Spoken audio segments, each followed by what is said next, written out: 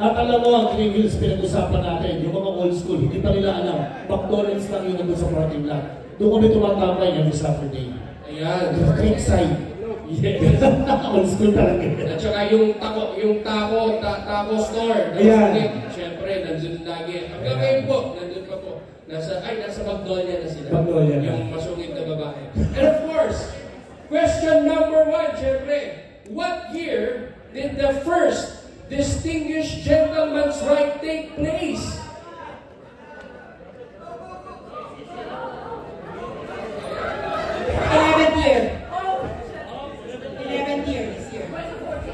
Oh, what year? 11th year. Ayun po, it was 2012. Congratulations, sir. Agad dito, sir.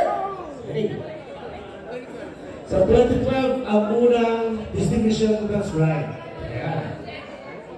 Sa Sydney. Sa Sydney, okay. Ayun. Sir, pang ilang DGR mo na ito? Okay, anong motor ang sinasakyan natin? Oh, nice. Thank you, sir. Congratulations. Ito naman, Papi. Question number 2. Listen carefully. What TV show inspired Mark Hawa to create DGR? What TV show inspired Mark Hawa to create DGR? Malalaman nyo, ito na, suot na na. Yes!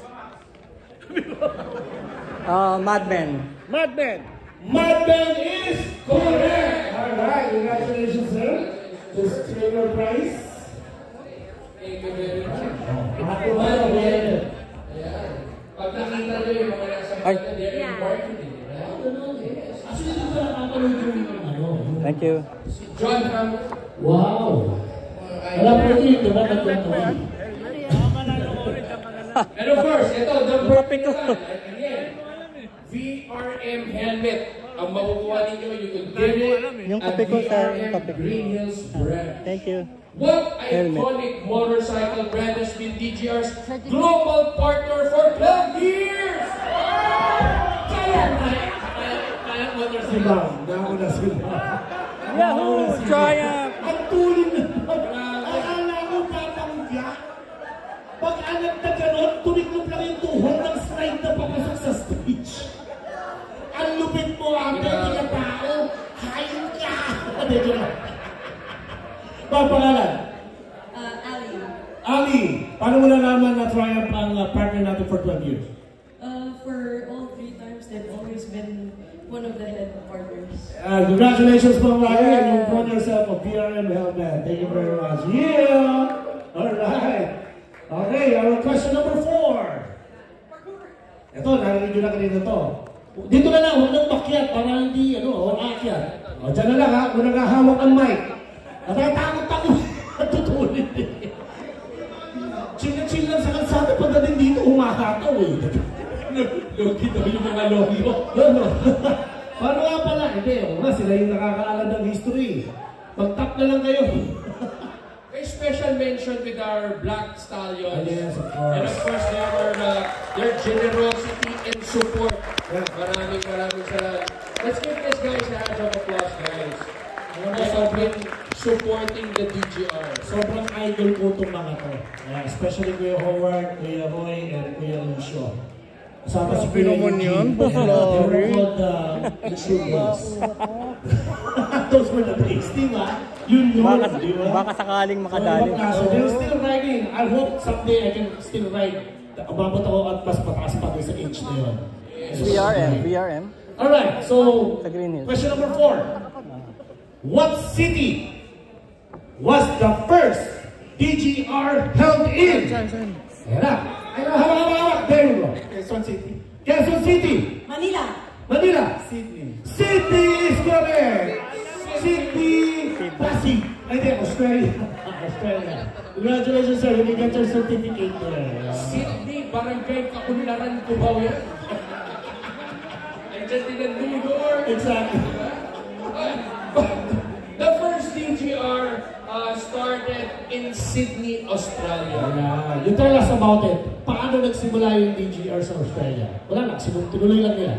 Yes, Yeah. they started with that right, with prostate cancer and mental health. And then sumunod na, because of the cost, sunod-sunod in every cities all around the world. Wow. So, na-inspire nila ang buong mundo Yes. to have a DGR on their city. And if you would remember, Coach Mel, dati Manila lang. Pero ngayon, all throughout the Philippines. Yeah, oo. Nagra-ride, different cities all around the Philippines. Sa lahat po ng nag-register, makikita nyo yung mga major cities na officially kasali. At marami pa po dyan na nagra-ride na hindi pa registered yung city nila. Yan. Oh, so yan, yun po yung ano natin, history ng DGR. Kuya, yung panglimang tanong, para Okay, sa helmet. so panglima naman natin. Mike naman hindi Coach Mel, ha? Name 2 health issues that DGR raises awareness and funds for. Prostate cancer and men's mental health awareness. Yay! Buti na lang lumapit kayo dito. Congratulations, sir. Thank you very much. Next tayo. Helmets Lapitan, from no? Motor Market. Baka sakali, baka sakali. Are we talking 3 helmets from Motor Market? At sino dito ang mahilig tumambay sa motorcycle shops? Alam ko, marami yan, syempre. Well, good news, ha? Magandang balita.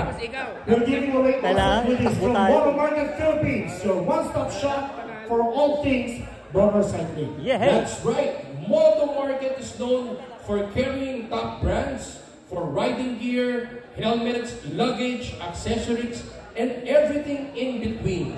Whether you're a weekend warrior or a daily commuter, Moto Market has your riding needs covered.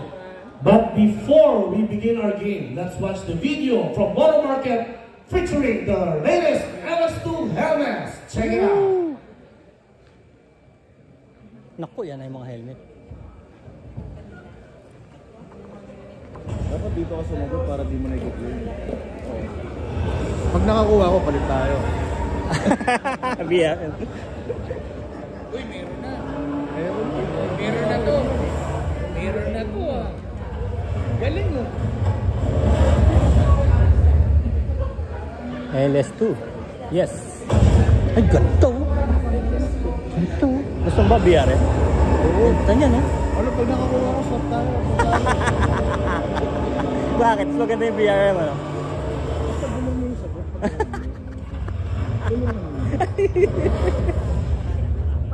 Dragon, unleash the fire. Check it out from LS2 Motor Market. LS2. Ayan. So pag-usapan natin ang helmet. Alam mo ba, Coach Mel, just a few days ago, nagbabasa ako, and nakita ko si LS2 pala is one of the growing biggest brand in Europe. Wow, grabe, no? So talagang they caught Europe by storm. Yes, and ang maganda sa Europe because napakataas ng safety Sulit yung standards. 350. And right now, they are bridging LS2 into the racing industry. Yes, kung pag-uusapan naman natin ang safety standards, konting kaalaman mga kaibigan, if you're going to buy a helmet, look for the 4 basic components of the helmet. Number 1 is the outer shell. Yun yung nagpo-protect sa atin para hindi mag-puncture yung kahit anong foreign object. Number 2 is the EPS or the impact absorbing liner. Yung po yung nag-absorb ng impact na dapat sa ulo natin. Number 3 is the comfort padding. So nandun po lahat yung sukat. Kung medium, large, XL, you better check your sizes. Yan ay medida, then kunin nyo po yung circumference ng inyong noo hanggang sa likod. At yung number 4, yung pinaka-importante sa lahat, yung retention system o yung chin strap. So always check the 4 basic components of the helmet and make sure hindi expired because ang helmet natin na expired every 5 years. Yes, and dadagdagan ko na rin, Coach Mel, siyempre kasama na rin dyan yung visor. Yeah. Make sure na top quality ang visor na nakakabit as much as possible. It should be polycarbonate. Bakit? Para it is malleable. Hindi po siya magka-crack, hindi siya magsha-shatter in our faces. Yan, so check out ECE, DOT, SNEL approved helmets. Dito po sa Pilipinas, we have the RA 100045 or the National Standard Law na ipinasa po. So ang kini-check po natin is yung ECE or yung European standard. Yes. Konti And of kalaman. course, syempre, pagpipili ng helmet, huwag kalimutan, Motomarket. Yeah. So pag-usapan na natin, let's play another round of how well do you know DGR? The first to come up on stage and give the correct answer wins. So akit na ng stage. Aakyat naman ngayon. Akit na. Oo. So, aatras tayo. Aatras tayo. Kasi makababangga tayo tol. Aatras tayo kasi sinusugod tayo dun. Ayan. So, tatlo lang yan. So, unahin mo na yung tanong, kuya. Ikaw na una. Okay, number 1. What is the official DGR dress code or theme? Dapper. Aba? Dapper. Dapper. Dapper. Grabe naman yun. Dapper look. Napaka-athletic naman ni Ma'am. And yes, it's a dapper Alright, style. congratulations. Ayan, nanalo ka ng helmet. Doon po natin i-claim sa ating... Ayan, picture tayo, picture. Ayan, ayan. Bilis Photo, nila eh. photo. Alam natin sagot, kaso ang bilis nila eh. Okay, congratulations. Oo. Kailangan tatayo tayo yung wala nakakaalam. Okay. Ali, dahil nakakadalawa ka na, hindi ka na pwede pumatlo ha. Ang bilis. Very athletic. Congratulations, ma'am, for winning an LS2 helmet. Alright, question number 2. What year did DGR Manila? Oh, yan. Kaya mo What yan. year? Wala. Wala pa akong ano ha, sige. 2014. 2014! Grabe. Grabe, wala pa yung kabuuan. Nasagot na niya. 2014 is correct. Alright, congratulations. Photo tayo. Kasi 11 years. Kailangan kang gumulong doon. What year Kailangan did ka tumalon DGR doon. Manila first join the Global Ride officially? Global Ride, it was 2014. Thank you, Yeah, sir. thank you very What's your much. name, sir? Louis. Louis, sir. Louis. Louis, congratulations, sir. Alright, so ikaw May naman. bagong helmet. Oo. Lumfet, oh. Grabe. Kuya, ikaw na yung pangatlo. Ganda yun. Maganda yan, no? Ganda, oh. Nakuha niyo. Oy, maganda yun. Wow. Pwede naman. Maganda yun. Sagutin ko na to. Oo, nasasagot. Oh, puro volunteer naman itong ano eh. Hosting eh. Baka naman. How many countries participate in DGR annually? How many? How many? How many?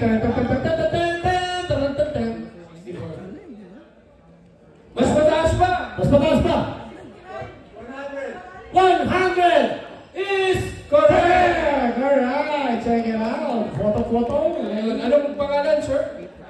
Sir Randy. Okay. Dito muna tayo, Sir Randy. Ayan. Habang maganda yung ano. Ha? Ha? Dito ka, Sir Randy. Oo. Gitna. Ayan, photo. What's well, ang ganda. Alam ko naman yung sagot, kaso ang bilis nila. Para silang kidlat. Sayang ba't Hindi sila walang nila picture abot yung ang first bilis and nila. second?